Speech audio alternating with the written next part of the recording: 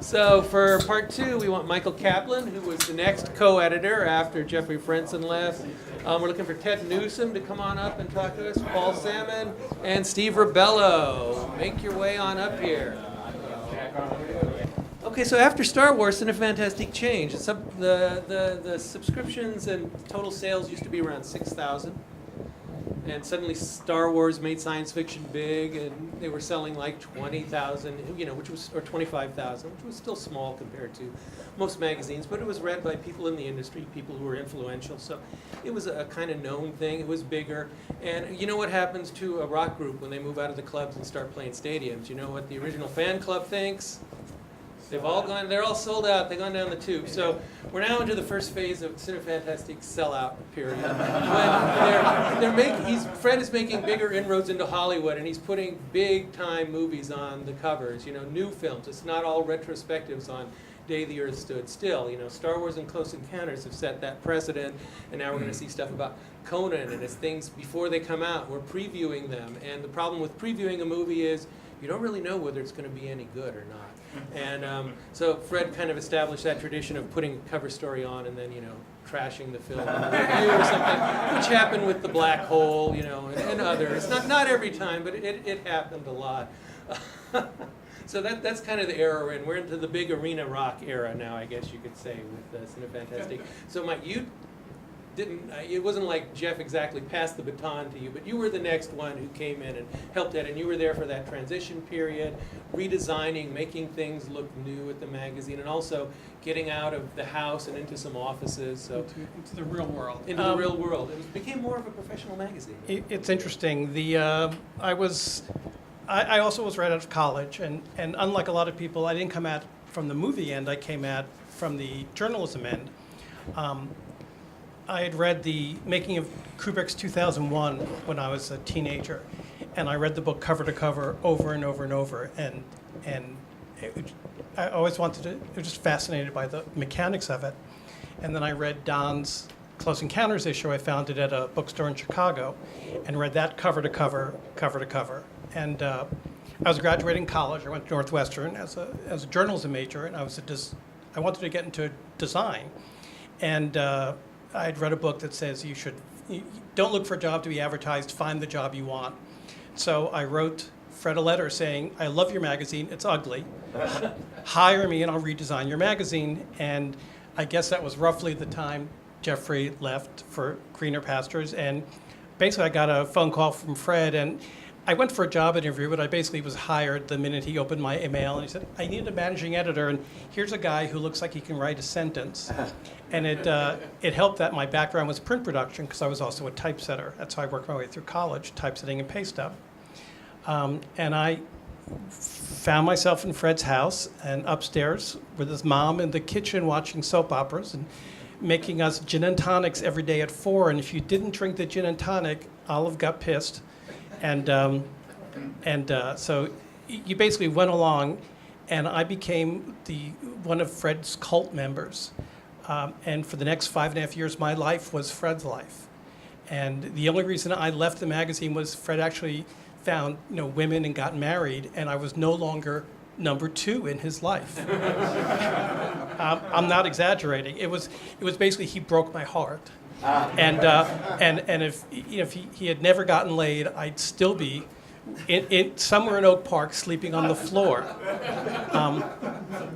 We worked. When people said Fred was unstoppable, we worked 80, 90-hour weeks. Basically, it took us about a month of actual production and paste up and editing and design.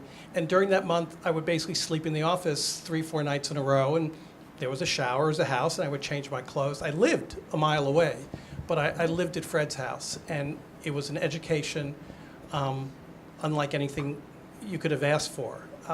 I was a terrible editor when I started, and I've been apologizing to a couple of people up on this panel. I'm still apologizing to Tim Lucas and everybody. I was really young, and I thought my idea of editing was rewriting. And it was a painful lesson. I also learned how to spell, because I didn't know how to spell very well when I got there. But I was also, I did the redesign of the magazine.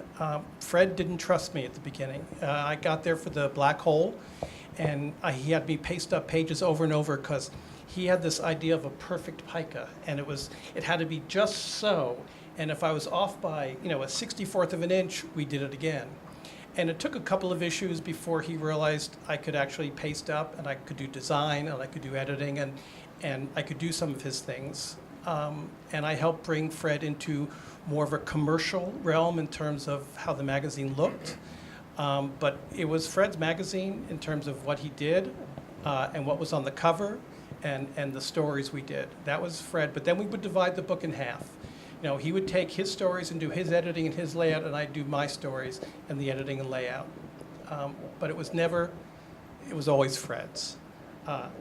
And it's funny because I remember seeing this artwork sitting on Fred's file cabinet for years, and I know why he never did it, because usually we got a manuscript came in an envelope with a couple of slides, packets of slides, and the envelope would be about this big. And to this day, my greatest joy is opening mail, because opening mail at Cinemafantastique was Christmas every day, because you didn't know what you would get. You would get Tom Southwell, the illustrator from Blade Runner, mailed us all this original stuff one day. It's like you open an envelope, and it's like, oh my God. And Preston's didn't come in an envelope like this. Preston's came in what looked like a shoebox full of boots. The box was this thick with manuscript. And I think Fred looked at it and he was afraid to read it, and because he knew it was a book. It was so much work to try and get that into this. And that was only part one. Yeah. And but that's why it was just so overwhelming, and I just think he was afraid to touch it. And we kept saying, what about it? And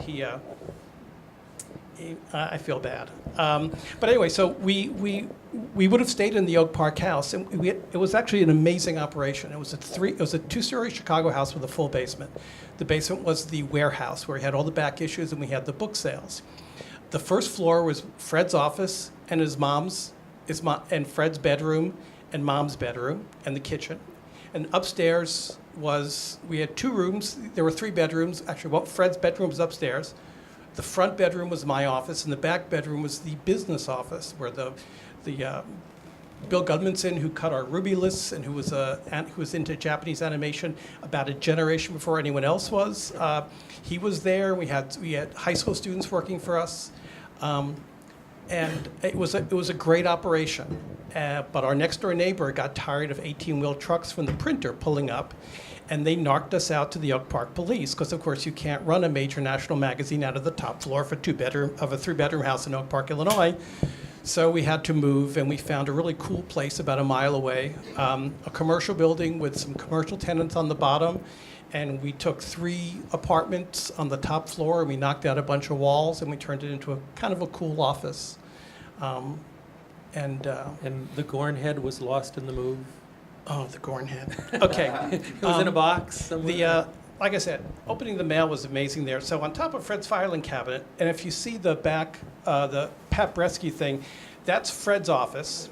And just to the left out of picture was a desk and a 4-drawer file cabinet. On the top of it was the Gorn head from that episode of Star Trek. Arena, yeah. From the Arena. And it was a beautiful, beautiful thing. And there's actually a fake one up at the in Seattle in Paul Allen's museum, where it says the original from the Arena. No, that was the stunt head, because it looks like a Halloween mask. This was amazing. Nose hairs and beautiful stuff.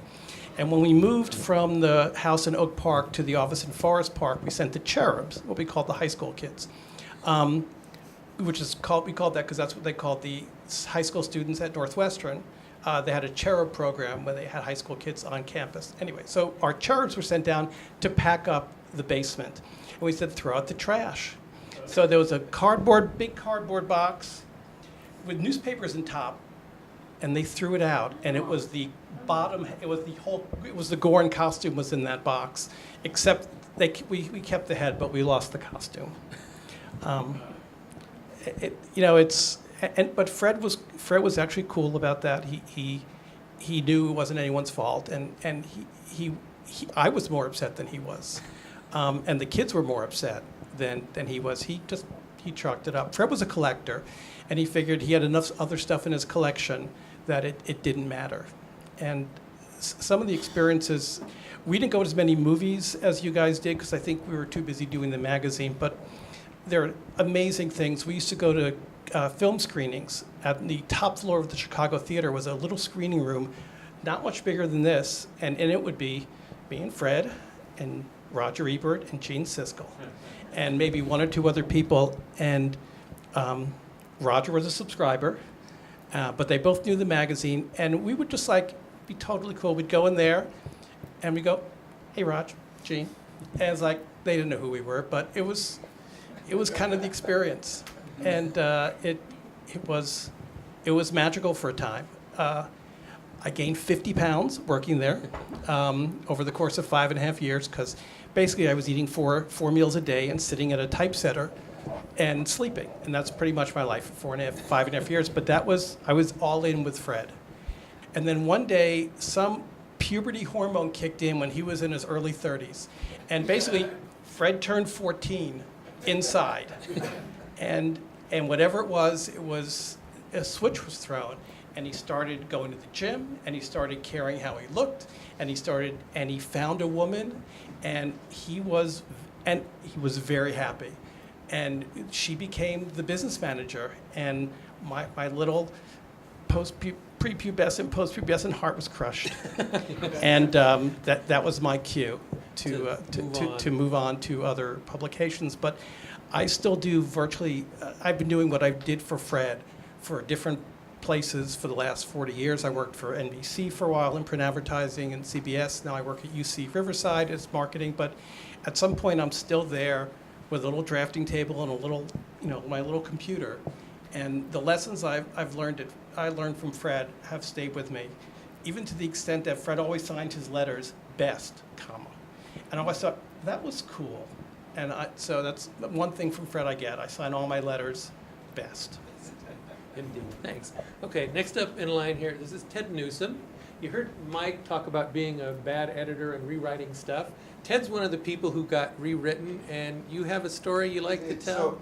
It's so minor, and it's so in-joke stuff. I mean, you have to be immersed in this, not only sci-fi crap, but movie crap, to even figure why it's funny. Or why I was annoyed. That probably describes this crowd. Yeah. By the way, does anybody have an open copy of that Carrie issue available that you're?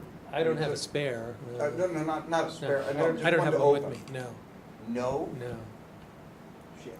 Sorry. I think that's the first time I was ever published. A thing about Quark in that. Volume 6-1. All right. Yeah, I think. Mm-hmm. But at any rate, I did a retrospective on the thing. Well, the old thing and the new thing. Oh, we should say in the 80s, Fred was less likely to put a retrospective on the cover, but what he would do is he would wait for the remake to come out and then put the retrospective on there. So in the cover story on John Carpenter's The Thing, there's Ted's retro on the 51 version. To be fair, though, we did do retrospectives. We did Leagues. We did Psycho. We did a few. Cat People retro. Now, correct me if I'm wrong, but Fred told me the problem with the retrospectives is that they didn't sell. Oh, we can get into that detail later. Okay. Yeah. And But tell us I the love them story too. about- I don't want to see another fucking goddamn Star Trek issue. I got to the point where I just go, oh, another one, and I wouldn't even bother to crack it open. Well, that's a little bit later down the line. But let's talk about the thing. That's and- down when San Diego Comic Con gets 100,000 people. Anyway. So tell us your version of the sentence. Well, an example, and it may have been you, it may not have. I don't know. But I know that I asked him about it, and he blamed you. Does anybody or does everybody remember an old English actor from the 30s named C. Aubrey Smith? Well, I do. Sure. All right. Old guy, kind of a big nose, very pompous, just all those Shirley Temple movies and Gunga Din and all of that kind of stuff. Now, does anybody here remember John Dierkes? A generation later, striking-looking guy. He's in the thing. Dr. Jekyll. Daughter of Dr. Jekyll, Abbott and Costello, Dr. Jekyll and Mr. Hyde, Shane. What page? The Audie Murphy thing. Oh, the the hell is red, that? red badge of Red Badge of courage. Courage. Big craggy looking guy. X the Unknown, the preacher at the end. What? Yeah. Might almost was Lurch and Adam's Family. Anyway, So that's the backstory. I think separate from an assignment or anything, I think I'd let Fred know. I want to put the. I want to arrange a deal where we show the new movie, The Thing, to the old guy, because I'm in touch with Ken Tobey and George Fenneman and all these guys. I'm going to arrange a screening because there was the Fox Venice out here was going to show it anyway. Right. So I said, well, let's coordinate that. Let's do a screening of that with them there, and then they can see. Well, Universal wasn't interested. Mick Garris was their publicist. He was interested, and he said, I know what they're going to say. They don't care. They don't want comparisons. They're not going to cooperate. And he was right. So I did arrange a screening at a theater that a friend of mine ran for Chris Ivey and Bill Self and Ken Tobey and a couple others. I think they saw it for what it's worth.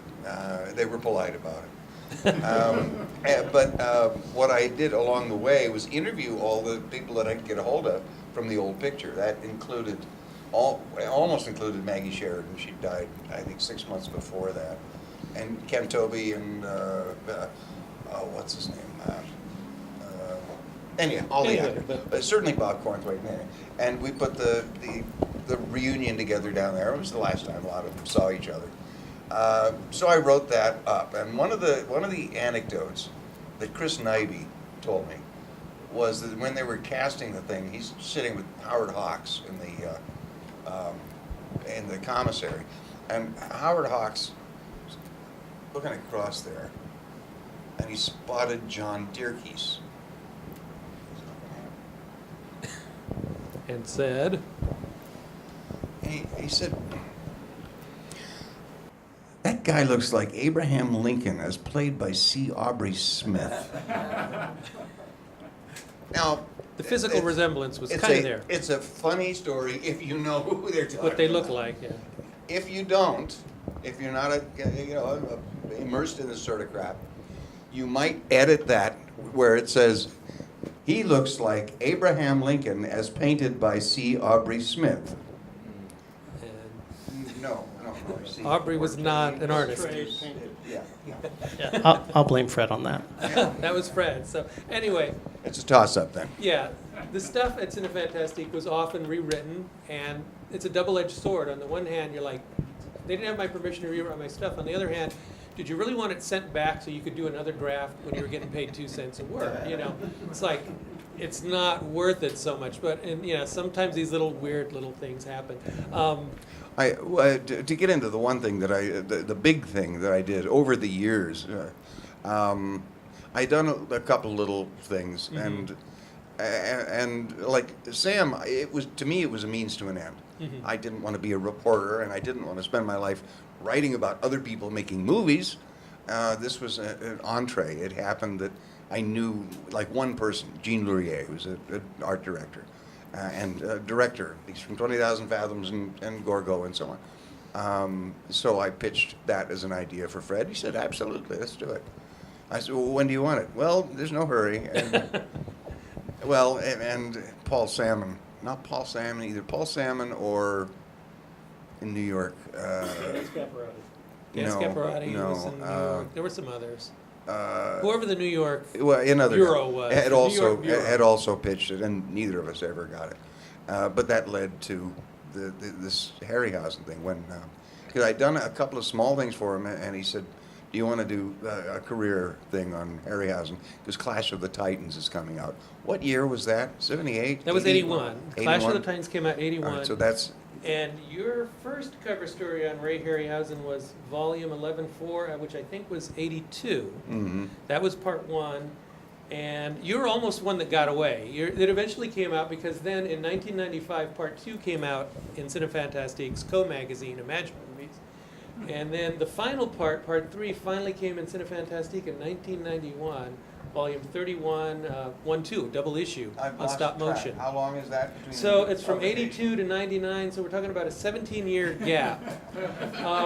Let's put it this way, when I first started, became West Coast editor for the magazine, and one of the first issues I did, there was part 1 of a retrospective on actress Barbara Steele. In the very next issue, I ran part 2 of it, and in the editorial I made a point of saying, breaking with Cinefantastique tradition, we actually are running part 2 of something that had a part 1 in the very next issue.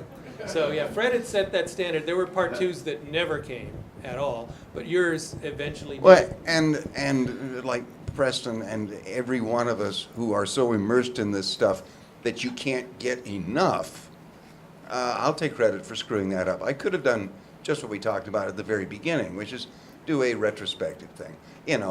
3 paragraphs on each film, and we're in and out in 2,000 words, and boy, we're looking forward to this big, et cetera, et cetera. And I had interviewed Harryhausen and had seen the film, it was a nice interview. And he said nothing. I mean, he just gave me the stock answers. Well, magician doesn't want to reveal his tricks.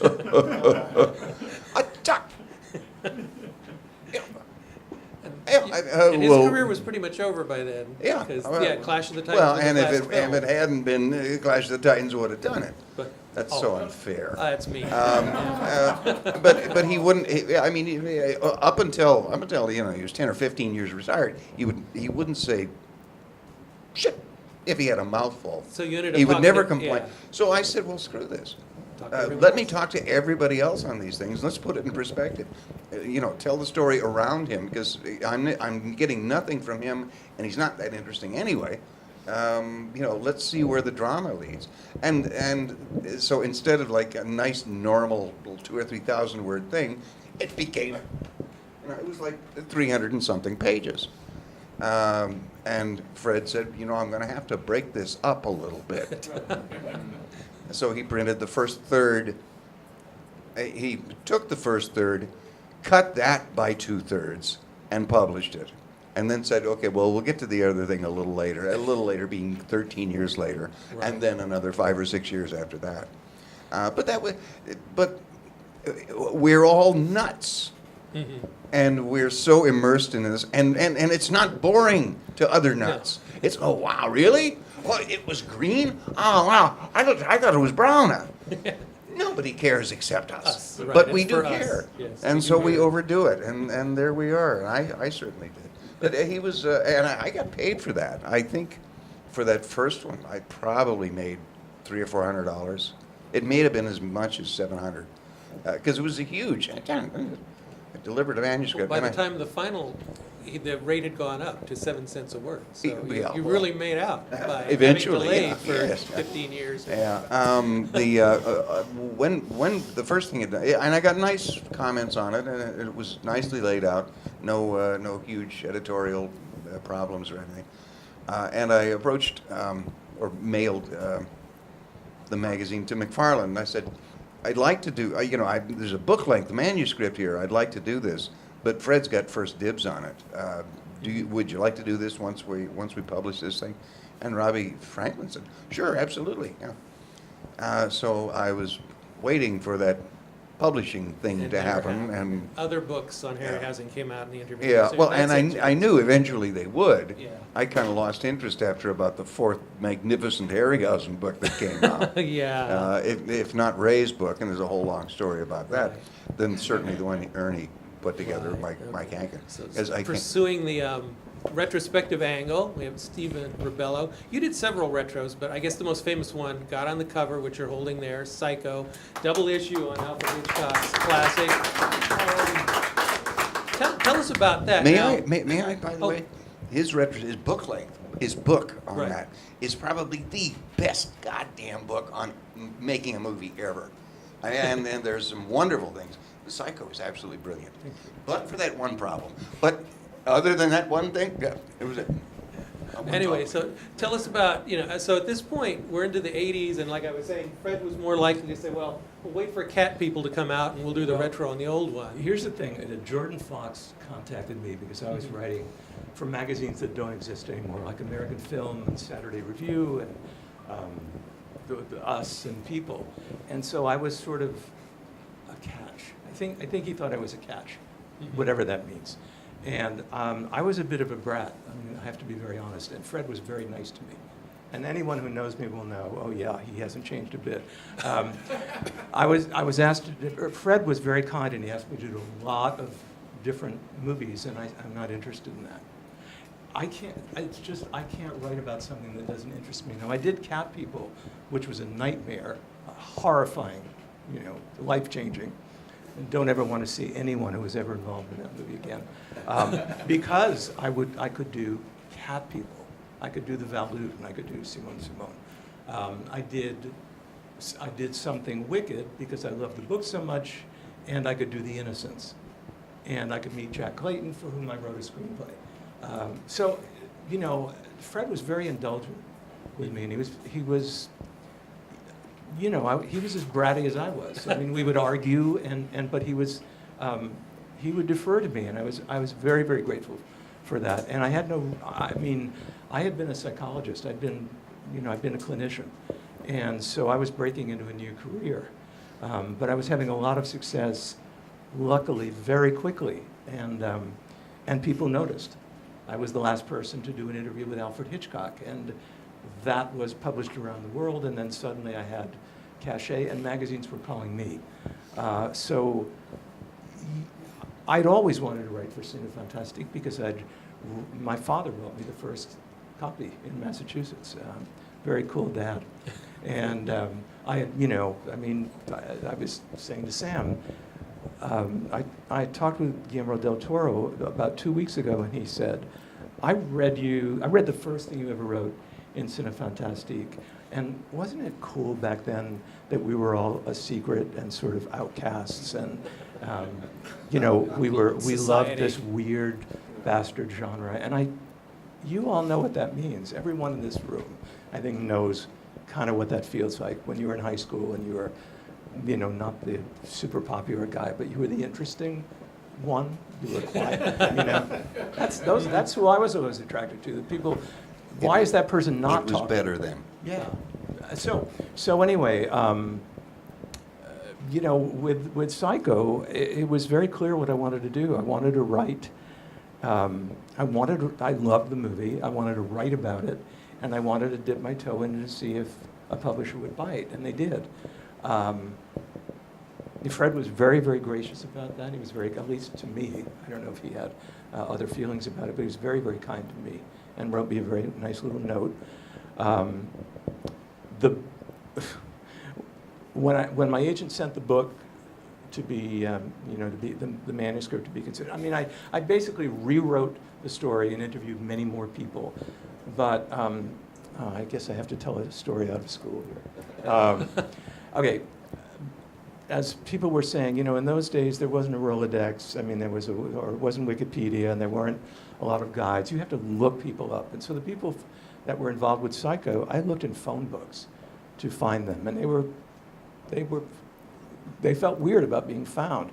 Also, a lot of people were wary of talking to me because another writer had just done a biography of Hitchcock, and they felt angry about it and betrayed. And a lot of them were nervous about talking to me, and so I had to overcome a lot of that to get people to talk. Anyway, so the book came out, and I was very lucky. There was one person who bid on the book, one, who had been a big editor at Newsweek, and he started a company, and I got very lucky. Once again, I got very lucky, and Fred sent me a note about it. When the book came out, the New York Times found it, and there was a kind of a rave review. And so, I'm enormously grateful to Fred. I'm enormously grateful to the magazine and the movie. A movie was made from the book, and I wrote 4 drafts of the screenplay, and because of Cinefantastique, I got work at Disney as a screenwriter, and so again, a lot of doors opened that wouldn't have opened for me.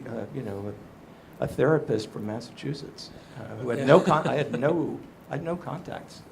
You know, a lot of us have had, experiences where we've met people who knew the magazine that we interviewed, like you mentioned, Guillermo del Toro. You know, it was well known amongst people who, that next generation who had seen these movies and was going on to make films, when Del Toro did his first film, Kronos, I was doing the interview with him. They didn't have a lot of money for publicity, a little motel room somewhere, and I'm talking to him for 20 minutes, and the publicist comes in, oh, the next person, you got to wrap this up. And Del Toro said, this is Cinemafantastique. I can't stop, But not all the reactions we get are good. And in your Psycho issue and in the book, you quote Saul Bass, the designer he worked on the titles, and he storyboarded the shower scene, the infamous murder of Janet Leigh's character, Marion Crane, and also claims to have directed it in your interview. A claim contradicted by every other interview in that issue. And I understand that after the issue came out, he contacted you about this. He did. And was not happy. No, he was not. He was not happy. It was a "how dare you" sort of phone conversation, and he sent me a note in case I hadn't heard. He decided to put it all in a letter, just to make sure I heard his displeasure. How dare I contradict him? Except I let everyone else contradict him. That was what they did. Said. Like Janet Leigh said, who? Anyway, so being as smart as then and as now, I sent him what I thought was a lovely note. Thank you twice for telling me how terrible the story was, and I made sure that I found a specific stamp to send the letter, and it was a wide-mouthed bass. He never told me whether he got it. I hope he got the twist of the knife. Yeah, I mean, Joseph Stefano, the screenwriter, his wife, started a screed against me when she discovered the internet because she said that I'm reading this book and I'm on chapter 3 and my husband hasn't been mentioned once. That's because the screenwriter hadn't been hired yet. Saul Bass did say something very interesting, which is everybody wants to take credit for something that turns out well. Success has many masters or parents or fathers. But I don't know why. I mean, he took extreme umbrage with the fact that I challenged him, and I wasn't the first one to do it. But in any case, you're in this business. You develop a hide, A thick skin. and I you did. need to. Okay, and sitting a little bit lonely down there in the corner, I want to get to Paul Salmon, who did a lot of great cover stories as we're getting into this era we're talking about where Fred was having people on the set, in person talk about this stuff. And you did a Blade Runner cover story. Conan, you did a couple cover stories. Dune, you later did. Cronenberg? Right, Cronenberg here. And the Blade Runner became a book, as Stephen Rebello had a book that came out of it. So you did a lot of great stuff with Fred. There's so much to talk about. I hope I won't embarrass you if I get into the controversial stuff.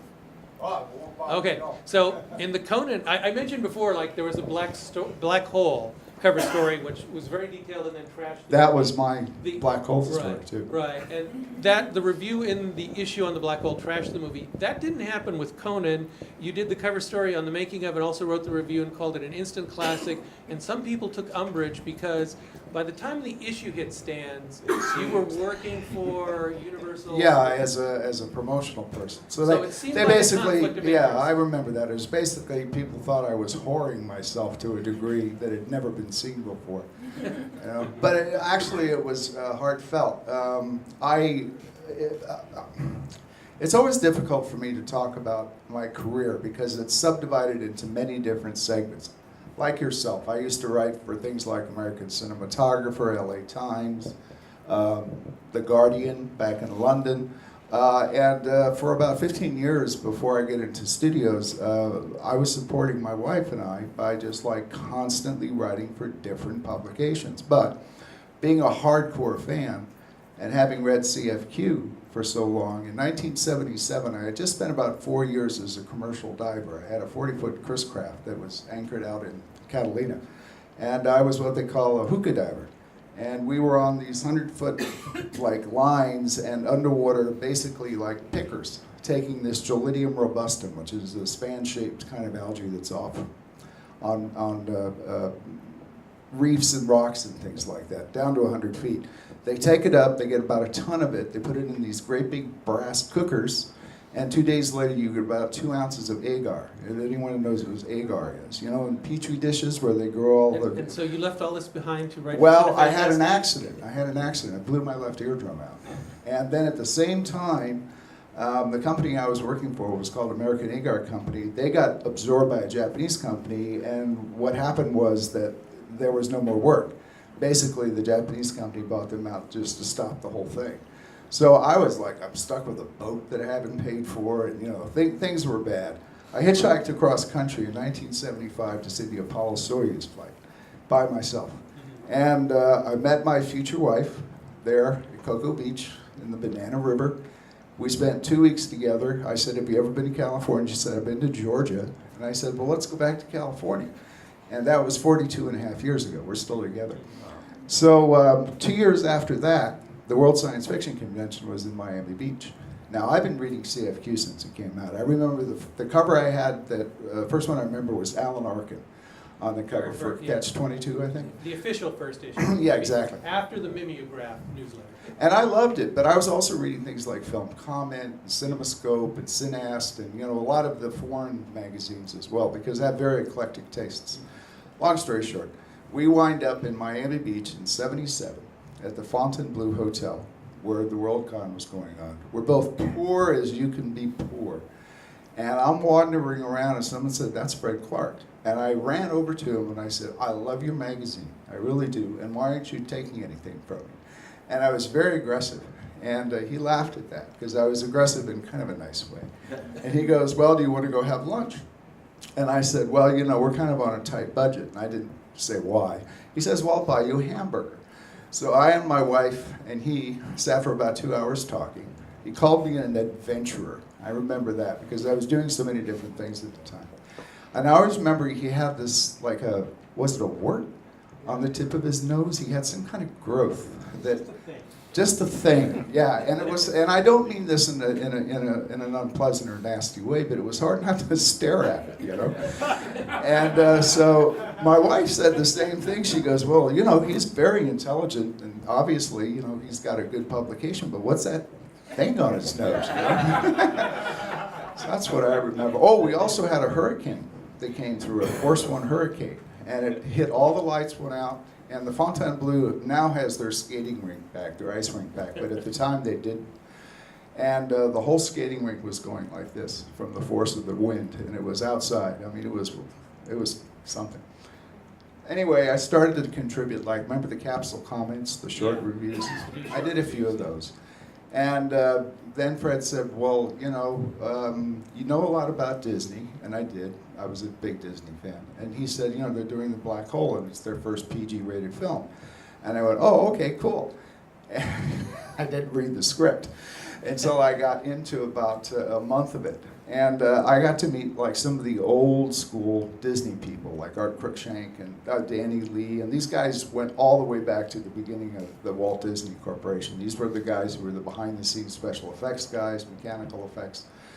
And I got to look at all the models, and I was on the blue screen sets and all this, and I saw some of the live action, including the end. And I turned, Gary Nelson was the director. I remember he broke his arm. He had left arm was in a cast. And it was the part where the Cygnus is falling apart, and they're going up into the escape craft, right? And they don't have helmets on, and they're in outer space, right? And I'm watching them on the wires and all that, and I turn to the director and I say, you know, don't take this the wrong way, but you know this is rather implausible scientifically, right? And he goes, well, we have helmets. And he pointed in a corner, and there were like 4 or 5 helmets. And I go, why aren't they wearing them? And they said, because the actors all came to me and said, if we wear the helmets, the audience will be able to see our faces.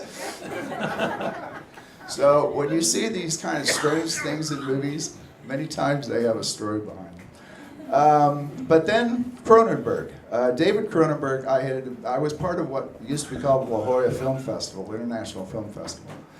And I was one of the programmers. And we did a lot of international films. In fact, I got to see the uncut Possession when it first came out. What's his name? The Polish filmmaker. Polish filmmaker, yeah. And it was just My insane. name's Podrosky, but I can't pronounce his Yeah, I name. can't either, but it was just insane. But David came down and we asked him to bring Fast Company, which was his racing movie, His non-horror film. his non-horror film. And David and I got along like a house on fire. And I asked Fred, I said, let's do a career retrospective on this guy. And I'd seen The Brood and Shivers and, what was the other one before that? Rabbit. And then Scanners started up, and so I was asked to go up and look at things up where they were shooting, and I said, no, I don't want to go to Canada, but I'll talk to you about it. And it turned out to be really the first in-depth interview with David Cronenberg about his career up to that point.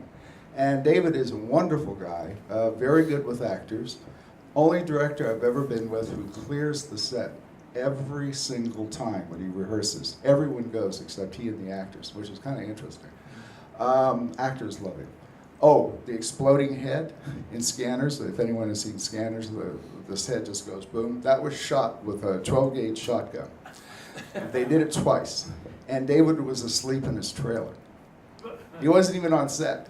They said, oh, we're going to blow this head up. And he said, well, I'm kind of tired. I'm going to go take a nap. Just tell me if anything goes wrong. So anyway, and originally on the first cut, that scene is at the beginning of the film. And I saw one of the screenings down in San Diego that they did, one of the test screenings, and it was different. And there were like beautiful shots of like Patrick McGowan, who was the evil father scientist, like fading in it. It had a more of a hallucinatory feel, but I think Universal took a lot of that out. And so the next thing I know, I'm starting to write a lot, but at the same time, I'm getting into the business like a lot of the other people up here. And I had already worked on a movie called Silent Running. That was the very first picture I ever worked on. And I was in college at the University of San Diego, and we had a guy who came in who was one of the producers of that film. And then he said, would you like to have Douglas Trumbull come down and talk? And this wasn't a film school type of place. It was just a course about movies, because they just didn't have any film related kind of curriculum. So Doug Trumbull came down. And I have a hand up, and I was talking about all the things that he did, of course, on 2001 and some of the other things he worked on. And he walked over to me and he said, look, he says, we're shooting up in San Pedro in this old decommissioned aircraft carrier that we're using as the interior of a spaceship. And if you want to come up, well, maybe we can get a job for you. I said, oh, okay, cool. And it wasn't that long of a drive, maybe 2.5 hours. And I get there, and I find out this is my introduction to the wonderful world of filmmaking. I was lower than a PA, lower than a production assistant. I wasn't allowed to eat lunch with the crew. I was told that they have a little table filled with snacks called craft service. And they said, that's your lunch place? See, now, if you'd been writing for Cinefantastique at that time, like Sam, you would have been somebody on. Well, I was. That's well. Anyway, but I also got that piece in Castle of Frankenstein, the interview, and I also wrote for Photon, Mark Frank, who used to be the editor. There were a lot of other little magazines. And I just wrote for everybody at that time. In fact, the Photon piece I still like. I read it. I was Paul. I don't want to cut you off, but we're running like a half hour late, and I got to get to the 90s. But I just started. Yeah. I haven't even gotten to Blade Runner or Conan yet. I know. Well, then if you got something to say, a good story about Blade Runner, let's hear it. Go buy my book. All right, that's a good. It's called Future Noir: The Making of Blade Runner. It was coming out on September 12th in its third edition. It was on the front page of the Wall Street Journal. It was in Vanity Fair. It was in all of the major things. We sold out the first 2 printings immediately. The ebook is already sold out on the first one, but it is riddled with typos, and it's not my fault because they ran it through another proofreader. And, what can I say? But that was a very interesting experience, being on that film, because I was allowed complete, and I mean complete, access to everyone. And I saw things like Harrison Ford screaming at Ridley Scott screaming at everybody. Harrison taking me into his trailer because he saw me one night. I had a copy of The Master and Margarita, which is a famous Russian satire about Stalin. And he looked at the book and he said, "You read?" And I go, "Yeah." He says, "Come here." And he took me into his trailer and he had a shelf with Dostoevsky, Tolstoy, Bulgakov. He was going through this Russian literature phase. So that's how I got to meet Harrison Ford. And Harry and I have actually, he's always been very complimentary. He flew in once, the day after he proposed to Callista Flockhart, to sit with me at his office out in Santa Monica, because he's at the airport. His production office is right next to the hangar that has his helicopters and his planes. And we sat there for like 3 hours talking. And then he got back in his plane and he flew back up to Jackson Hole. So, you know, I was a producer, I was a director, I was a publicist for many years. When I was at Orion Pictures, I was called the vice president of theatrical. Okay. Blah, blah, blah, If blah, it's blah. not about Cinemafantastique, I don't want to hear about it. Well, but Sorry, but okay. Like I was just saying, we got to get I'm to feeling the 90s unnecessarily picked on here. people. No. I love the Blade Runner double issue. That was fantastic. I have the book. It's equally fantastic. And How about if there was- Conan? If the Conan, I couldn't understand. Sorry, but that's Cinefantastique. It's about telling it like it is, right? Yeah. That's what we did. That was the thing about Cinefantastique. Except this guy right here, Mike Kaplan. When I did the Dune issue, at that point I was actually working for Universal, and Dune was one of my films, quote unquote, that I was supposed to be promoting throughout the world. And Dune was a horrific experience for everyone involved. It was one of the most unpleasant productions anyone has ever worked on for a variety of reasons. One being that there were, before the cartels, there were gangs there. And a soundstage was blown up and killed 3 people because some people weren't paying enough graphic money. And that was just one of the things. And David Lynch was wonderful. David was wonderful. But David slowly realized he wasn't going to be able to make his movie. So I was treated badly on that. I turned in the manuscript saying, you know, what a horrible experience it Here it was. comes. And Mike Kaplan turned it into this Valentine to my wonderful time on Dune. And I remember reading it and just going, oh my God. And that was the last time I worked for them. That was it's it. your fault. Okay, well that's That was like I also said, the last time I the worked for story them. of Cinefantastique is the story of writers being rewritten. So we're gonna get to the '90s people now. Now I know Daniel Schweiger is here. Did Jeff Bond show up? Okay, and did David Williams ever make it?